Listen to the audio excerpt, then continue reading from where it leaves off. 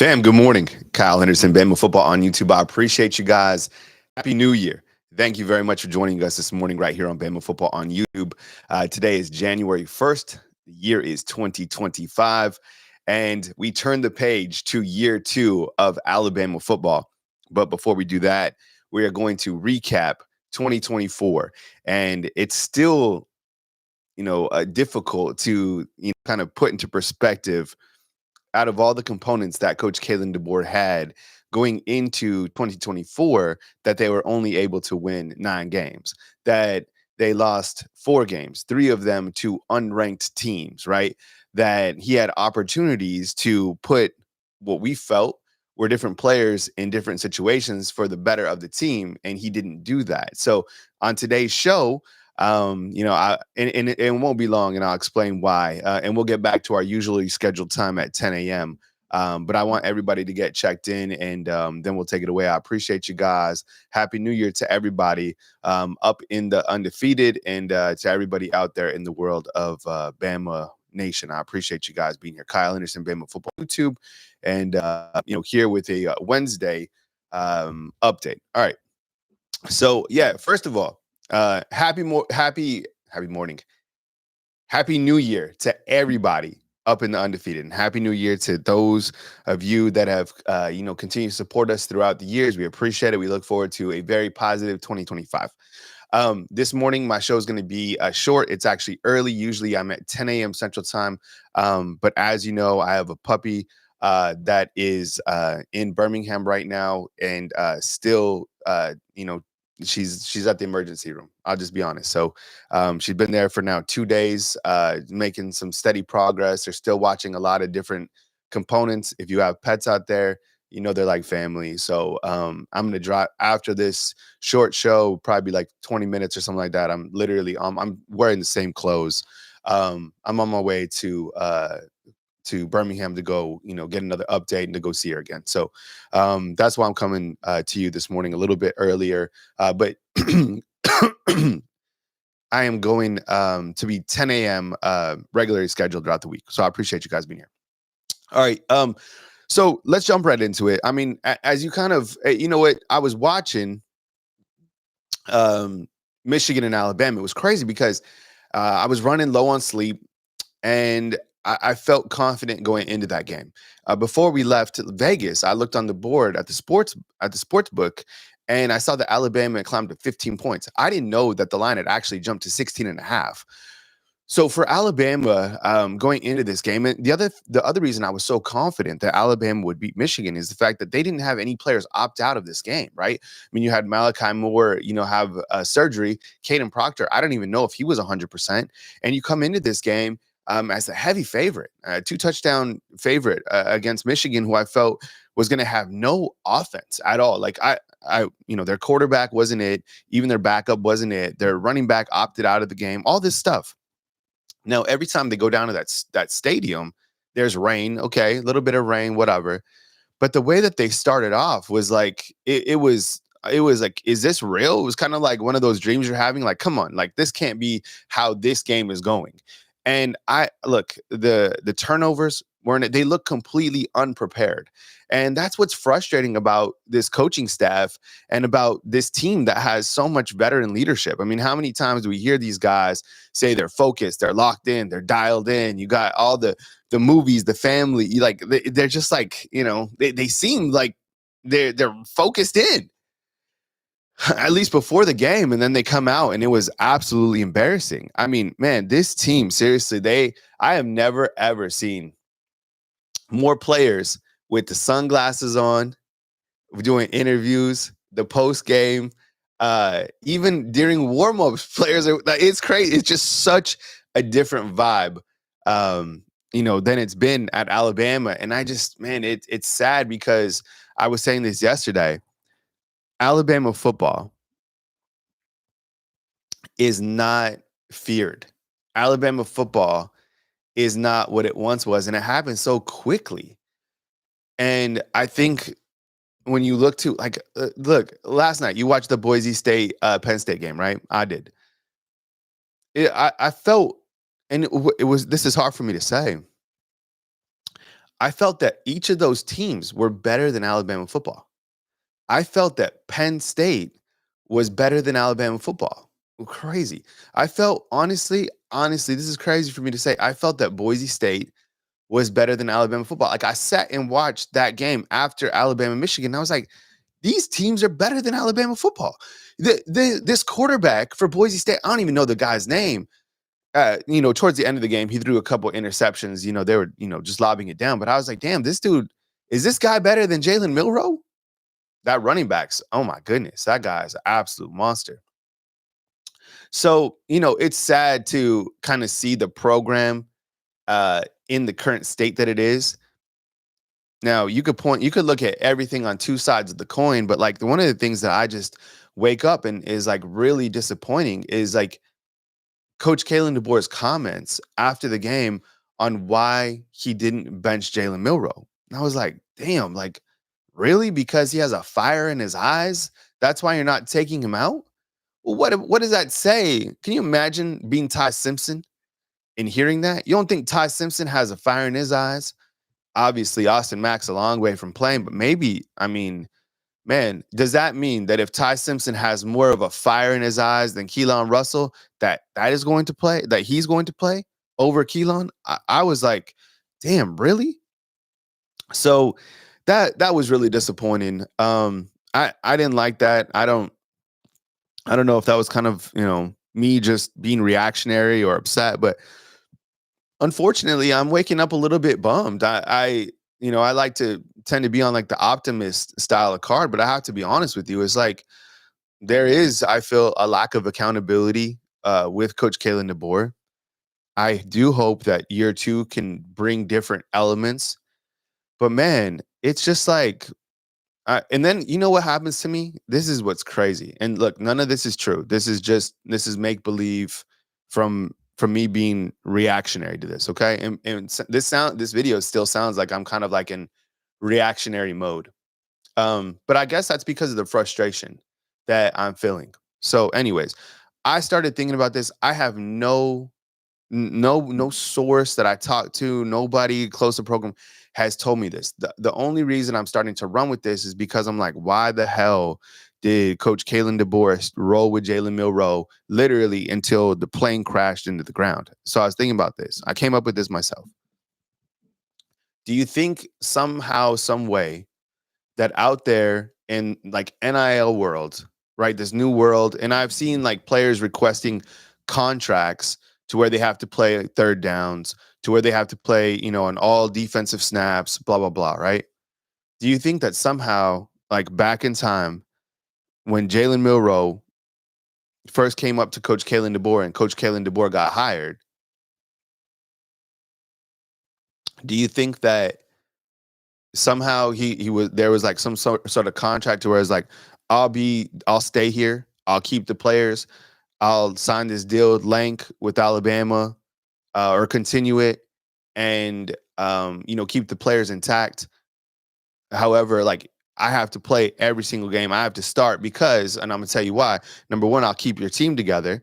But number two, if you take me out, that hurts my NFL draft stock. I could transfer right now and complete everybody could follow me. So it's like Coach Kalen DeBoer was almost like handcuffed in terms of you couldn't take him out. You see what I'm saying? I don't know if that's the case or not. But now I'm starting to like run wild because I'm like, damn, what other football coach like Coach Saban, and yeah, I'm going to talk about Coach Saban still. He loved Jalen Hurts. He loved Tua. He had two sons. He had to do what he had to do to win a national championship game. What we saw Coach Saban do when he pulled Jalen Hurts at halftime of that Georgia game, like, damn, man, the stones to be able to do that, man. Like that must have been one of the most difficult decisions. But when you are a leader, when you run an organization as big as Alabama, when you run a brand as big as Alabama, your responsibility is to make difficult decisions. And difficult decisions come with a lot of people not liking what you did. And I think, at least the way that I'm seeing Coach Kalen DeBoer right now, I feel that he's somebody who wants to be kind of a player's coach and have the players like him rather than running it with the iron fist. I've said this before. It's like it seems to me like Coach Kalen Deboer is running things right now with the ice cream cone rather than an iron fist. And that's what's concerning because when I go out and I watch X and I see, all the trash out there on social media, people don't fear Alabama football and they don't feel it's a standard. And now I'm even thinking that they're not even going to make the playoffs next year. And I'm usually an optimistic type of a person. But when I look to next season's schedule, I'm like, the only thing that I'm kind of riding on and hoping on is the fact that next year's team is going to be led by another quarterback, right? But I was like, damn, like is Alabama in trouble going forward? I don't know. I mean, probably way too early for that, but I mean, the results are in. I love data points, right? We're always talking about data points. But 4 losses, shit, man, that's rough to swallow.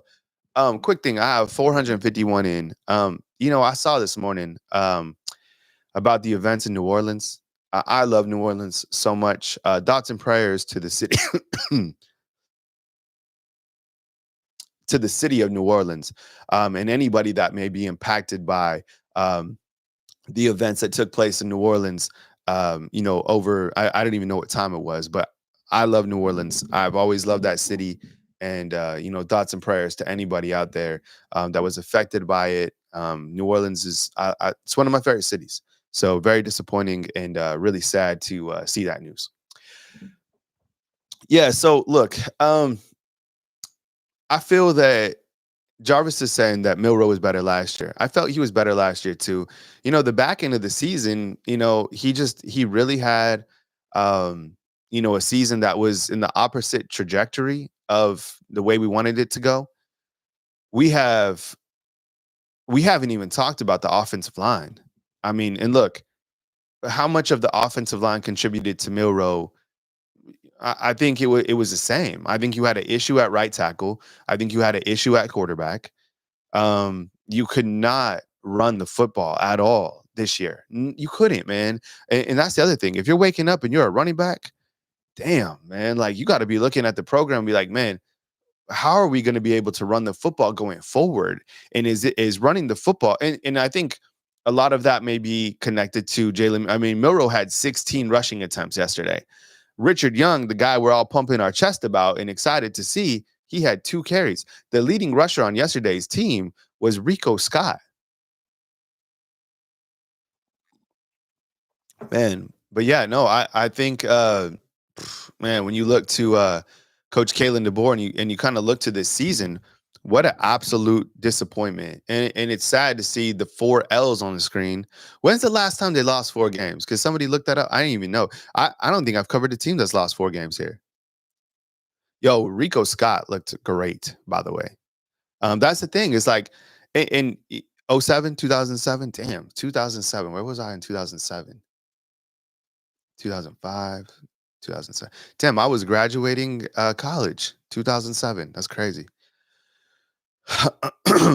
Saban's first year. That's a long damn time ago.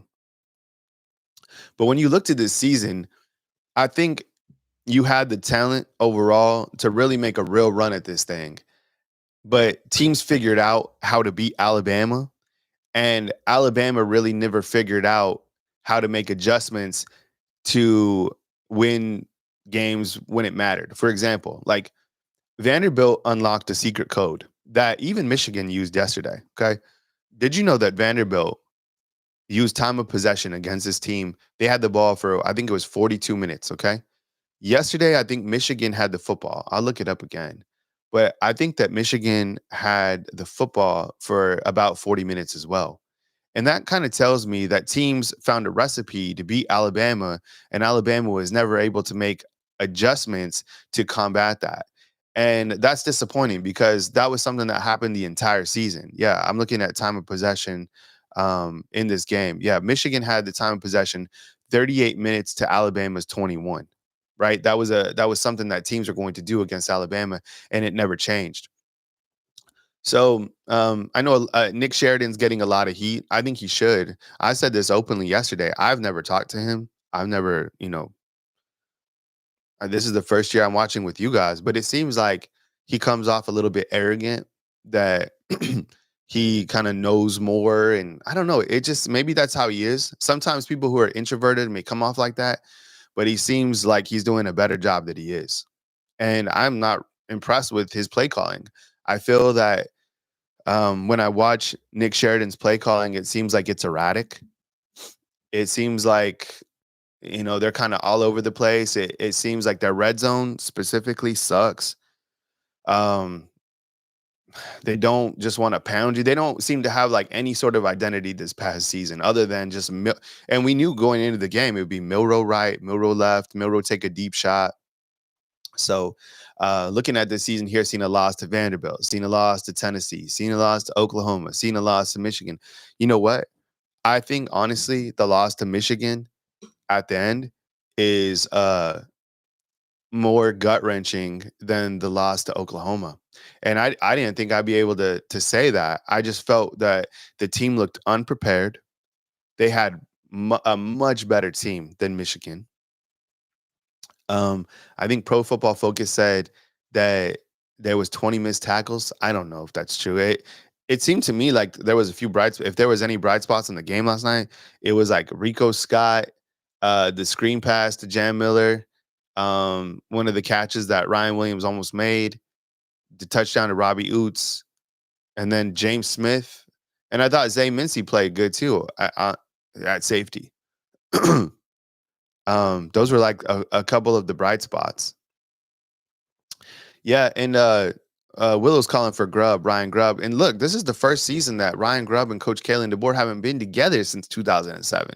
So maybe that's an adjustment period as well. Yeah, Stick John is talking about the fact that Jeremy Bernard was open the entire game. For sure. Yeah. I mean, even T. I mean, she never even played football in her life. She's like, why aren't they throwing it to Jeremy Bernard? He looks open. I was like, good question. Right. The other thing, Willow, the thing about Jalen Mbakwe, and now you have to watch guys for the transfer portal, right? Because you have 5 days, really, until January 6th. I think January 7th is when we'll start to see it die down from Alabama. We haven't seen any players hit the transfer portal after the game or today. And then players have up until, get this, January 14th to decide. And this is the other thing that I don't understand about Jalen Milroe. Yo, like, why haven't you just said that you're going to the NFL? You know, like, what else is there to think about? You come back here. The only thing that I would think about is like that somehow he has a bigger deal with the University of Alabama. Because why hasn't he decided to just announce it? Like, what was crazy yesterday when he was talking to the media is that he said that he's soaking in the moment. I was like, damn, like soaking in the moment, bro. Oh man, and it sucks, man. But you know what? As soon as these guys started getting paid millions and millions of dollars, it's easy to criticize them because they're pros. No one is saying anything, and no one's ever going to say anything negative about the character of Jalen Milroe, right? I mean, there's never there. He has zero character flaws. That guy, he is a very good person, right? I think he wants to be, a leader. But in terms of where he's at, shoot, man, that was some terrible play. And you know me, I was on the Jalen Milroe train for a long time, and it was bumpy to jump off. And I just had to come to the realization that he is not the quarterback that I thought he was going to be. And shoot, man, yo, how about the eight? How about the SEC too? What about South Carolina losing? I thought Shane Beamer going after Illinois coach. Oh my goodness, man, that was hilarious. Yo, what's his name? Brett Bielema for Illinois. What's his name? Head coach. Yeah, I remember. Oh yeah, Brett Bielema. Yo, Shane Beamer would have absolutely got body slammed by Brett if he would have ran after him. I'm glad they were holding him back. Holy cow. But Illinois beating South Carolina and then Michigan beating Alabama yesterday. Shoot, man. That was some big blows for the SEC. That was crazy how they were how they were using those substitutions and they were taking forever. Shane Bieber's head was about to explode. So I don't know. I would imagine that Willow's saying that Brett looks like Butthead from Beavis. Remember Beavis and Butthead? What a stupid show. But people watched it. It was just, they watched it. It was stupid. I remember watching it for sure. Quincy saying, Kyle, I told you the SEC is only as good in their conference. I've been telling you that. Yeah. Yeah. The SEC, holy cow. I mean, I would imagine like the Big Ten. So they got Oregon in, they got Penn State in still. Ohio State, one of those teams would lose. Right? You remember Beavis and Butthead? Yeah, that's why we would watch. It was like those little interactions by Beavis and Butthead, and then they would go to like music videos. Such a stupid show, but it got ratings. Is there anybody else that thinks that Milroe like might transfer? Do you think that's something here? I think if there's three ways to go, I think he goes the NFL, which is the most likely. It's like 95% for me, 5% that he comes back, and 5% that he transfers. If he comes back, damn, you know what I was thinking about too is Alabama might be the first university that has found themselves in a major, major pickle in terms of this NIL and linking up with the player for like length, right? Because out of all these like merchandise sales or how much they did a documentary on this thing, right? So think about them coming in connection with Jalen Milroe, and who knows how he's getting paid from Yale, Alabama, but they might be the first person or first organization that has to like fire their spokesman so they can like go forward. They probably never thought in a million years that this would happen. And the marketing idea for that was absolutely terrible. That is one thing where Alabama absolutely crashed and burned. So, man, who knows how, and they're geniuses. They'll figure out how to get out of this, but shoot. And I think and people are asking too, is like Lank going to stick around 100%? They literally branded themselves with that. I saw Keelan Russell and I saw Dejon Lee both hitting the lake, right? Because they get merchandising from that. So that's going to stay. Man, if you're, did you see the face? Who saw the face on Ryan Williams after that overthrow? Did you guys see this? It was like to the side, so he overthrew Ryan Williams, and Ryan Williams just kind of looked.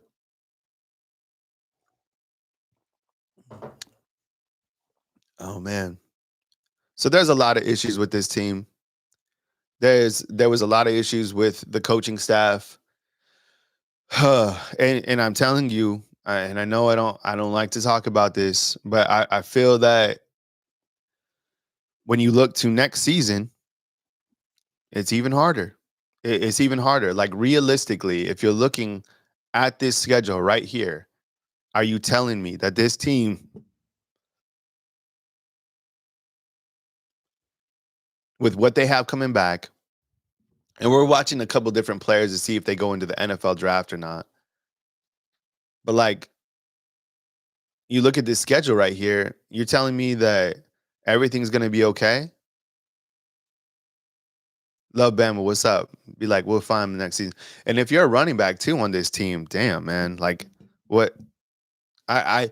I can't see running back. I can see one running back eating next year, but in terms of like the overall running backs, if you're like Daniel Hill, Kevin Riley, AK Deer, and you're looking at this offensive game plan, you're like, damn, how am I going to fit into this system? And you know what? I don't like this is another truth. I think to yesterday's loss, this is how impactful this is. I think about this. I think the brand yesterday, well, a brand is really like Alabama's brand. I felt at one point is like really untouchable. And I still think for the most part, you look to Alabama football and like overall, you're like, that's still one of the standards. Um, but I think the brand took a hit yesterday. And I think what's concerning is Alabama is probably not viewed as like a cool school anymore.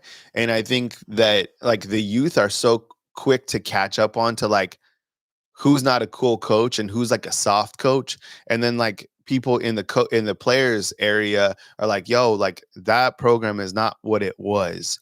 And Michigan beat Alabama, right? So I think that was a brand hit yesterday. And it doesn't take a while for like schools to not become like the cool school. So you have to do a lot of damage control going into the season. And I don't, the first game against Florida State, that's a long way away.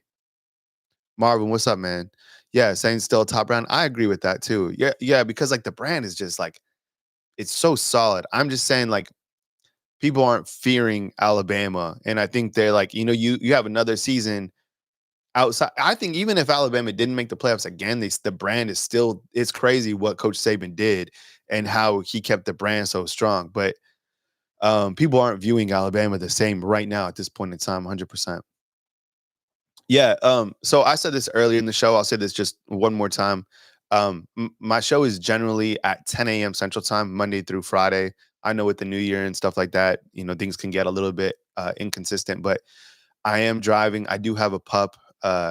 My beloved French bulldog. I have two of them. I have my baby one at the emergency room in Birmingham. So as soon as I cut this show, I'm driving out to Birmingham. So I appreciate the continued thoughts and prayers. If you have pets out there, pets are family. So I appreciate it. Thank you so much. She's been in there now for this is her third day. So thank you. I appreciate it, guys. The other thing was that I said earlier in the show, is to be the last time I hit on this as well, is if we have anybody that was impacted by the events that took place in New Orleans last night. I just saw the stuff before I jumped on the show. So looks like there was, a bunch of people that lost their lives in New Orleans. I don't know all the details on it. I'm just saying, um, I love New Orleans. I've always loved New Orleans. I'll like, I love, real quick, let me tell you why I love the Big Easy. It's easy for me. Number one, I love the vibe. I love the nightlife. I love it all. I love the music. That's really like blues and jazz, like some of my favorite music, right? And when you're there, it just kind of hits. And then also I love the food. The cuisine is just unbelievable. But the fourth thing is man, that city's resilient. The people of New Orleans after Katrina, they could have left New Orleans and never went back to New Orleans. Never. But the people of New Orleans stayed in New Orleans, want to live in New Orleans, want to die in New Orleans. That's their city. And man, I respect that. And also, look, I am not a New Orleans Saints fan. I roll with the 49ers, but the New Orleans Saints are crazy about their football team. They are I've never been to a Saints game. I've been to the Superdome before, but from what I understand, the Saints are absolutely crazy. So, anyways, I got respect for that city. And prayers up to anybody that was impacted. Yeah. So last night too, I was watching Boise State and Penn State. Those teams are better than Alabama, and I was curious to this: where do you think Alabama will be ranked after this? What I was thinking, like, where in the top 25? I mean, it doesn't matter at all. I'm just kind of curious. Will this be the lowest that they were ranked? You know, I don't know, because what were they right now?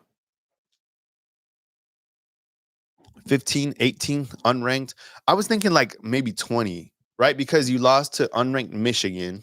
I don't know if they put Michigan. I was thinking like somewhere within the 20s. It doesn't matter. I mean, it's just what if anything, it should provide motivation for these guys for next season. The first thing that comes out, I post that ranking right in the weight room. And I'm like, look, no more ice cream until we win a national championship, right? Back to work. No more like video games until we win a national championship. Back to work. Our whole new video strategy is going to be back to the lab, back to the basics, right? Look, you know what? I feel kind of like if you follow my shows and if you watch me for a long time, I'm a huge fan of the Rocky series, right? And I feel like in Rocky 3, it starts off because he was like king of the mountain, right?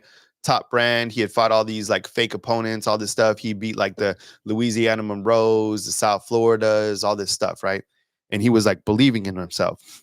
And there was somebody that was way hungrier than him. and that was Clubber Lang. And Clubber Lang was absolutely just in the gym. He was about to become a wrecking ball. And Mick saw that Rocky knew, Mick saw that Rocky had bought into his own brand and salary and lost that hunger, doing all the ads and all. This is a perfect example. Clubber Lang was just in the gym, right? So I don't know how you get back to that mentality, like that hunger. Coach said that he saw that hunger in Jalen Milroe's eyes. I don't know what he saw in the eyes, but he didn't make the right decision to put the right player at the best position in my opinion. I felt that he should have maybe, but that so you also think that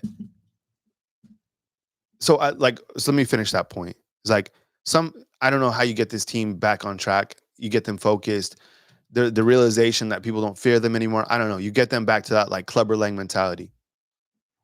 The other thing is that if I'm Ty Simpson yesterday, man, I am absolutely like either that kid like is just the most composed human being, Ty Simpson, or he has a contract as well. It's like, hey, you don't say anything, you just ride the pine, and when your time is called, you're ready. I don't know, but like Ty Simpson, because guess what I think right now about Ty Simpson? I don't know anybody. I don't know any of these guys. But if I'm Ty Simpson, I'm like, damn, man. Like that game made me feel yesterday that Ty Simpson isn't good. Which we've seen Ty Simpson play. We don't think that's right. But everybody with a gigantic platform was calling with Ty Simpson. I don't understand why he didn't play. And even Steve Sarkisian this year put in another quarterback this year, right? Just for a little bit. That was weird. I don't understand it. But then I started thinking, I was like, damn, maybe just Ty isn't good and Austin's not there yet. So, shoot. I don't know. Milroe contract. Yeah, that's kind of what I was thinking too. Oh, what's up with the cleats? I think that they just, if you played football, you have different level of cleats. I don't know if there's an inch type cleat. I know that there's like a 3/4 and then there's a 1/2 inch, if you could change your cleats out. Um, I think they had to swap cleats because everybody was slipping, but the cleats weren't responsible for like the turnovers. That throw on that Milroe had to the left was terrible. But you need to get these guys back in the lab. I hope Coach Kalen Deboer can do it. From what I've seen, after a year, it doesn't look like he has the backbone to do it. It sucks. I don't see like any hard from him. I think that he'll be like positive after this, and which is fine. He'll be like, look, everything's okay, guys. Everything is okay. Everything's gonna be fine because it's a new year, new opportunity. Maximize the maximums, control the controllables, right? No, man, like get back to the lab. Like get back to work, right? Because what we saw this year overall, just not the standard. And this is the guy who's responsible for leading the ship. Unless this guy starts to really rule as like the main man, no one's gonna respect him. Nobody's gonna fear him. Nobody's gonna fear Alabama. So I don't know, man. We'll watch the college football games today. I'm about to break out to Birmingham. I appreciate you guys for rocking with me. Drop a thumbs up on this video. Let me know what you think. I appreciate you guys being here. I'm still running on like low sleep and stuff like that. So I'm literally been wearing this hoodie for like 3 days. I'm just, my heart is somewhere else right now too. So I appreciate you guys for being here. Thank you so much. I love you guys. Please support all the great content creators out there. There's some amazing people doing some amazing work covering Alabama football, covering college football. When we're live, I appreciate you guys rocking with us. And listen, I'm gonna tell you this as I always say. You come on here, you can drop your own feedback inside the comment box. You can disagree with me. You can have your own point of view. I will never ever belittle you. Never. Like come with it. It's cool. I love dialogue, and I'm man enough to appreciate the dialogue back and forth. My word is just my word, but I want to hear from you. So drop what you're thinking inside the comment box. If you missed it, a couple days ago when we were in Vegas, now we're back in Tuscaloosa, but a vet called and said that my dog got really, really sick. So, they're checking, the kidneys, and she had to have a blood transfusion. So we're going to go see her again this morning. All right. So sorry yesterday. I thought we had a picture of her. Did we take? All right. I think we have a picture. I'll drop you a picture yesterday. Just like everybody here, everybody has dogs. Dogs are family. But yeah, so that's it. I think, yeah. Let me know what type of dog you have inside the comment box too. We got a couple super chats on the back end. Um, Nick Hardo, man, what's up, man? I appreciate you with the super chat, man. Thank you so much.